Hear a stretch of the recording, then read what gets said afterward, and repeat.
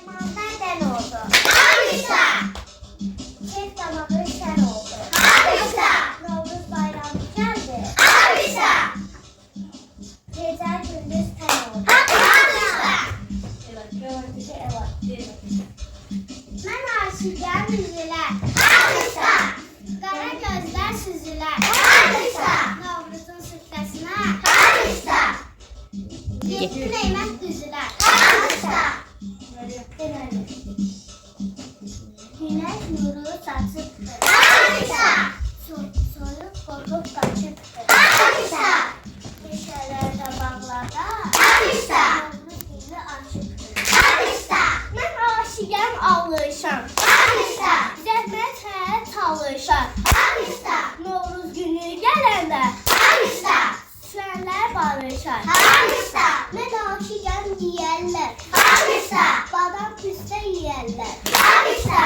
Novruz günü adamlar Alkışla. təzə paltar giyərlər. Alkışla. Əzizim bülbüləm mən. Alkışla. Oyatmış sümbüləm mən. Alkışla. Çərşənbələrin içində Alkışla. üçüncüyəm güləm mən. Alkışla. Satdım cilovla. Alkışla. Balıq tuttum cilovla. Alkışla. Aşkımın süfrəsi. Alkışla. Novruz bitdi cilovla. Alkışla. Mən aşıq xoşa gəldi. Alkışla.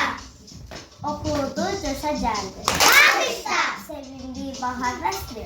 Alkışla. Novruzla qoşa gəldi. Alkışla. İp yumağı sərdi. Alkışla. Təri zəhmət təridir. Alkışla. Havaya isti gəldi. Alkışla. Suyu buzu əridi. Alkışla. Gün adı qozu oldu. Alkışla. Bir adı qozu oldu. Alkışla. Novruzdan səslən bəni. Alkışla. Tonqalı uzun oldu. Alkışla. Səsləndi qarışın qarlı. Alkışla. Açıldı sütun. Açıldı sürtün qarlı. Alkışla. İlin yaşlar silgəli. Alkışla. Qızdı torpağın canı. Alkışla. Ne görün kızım?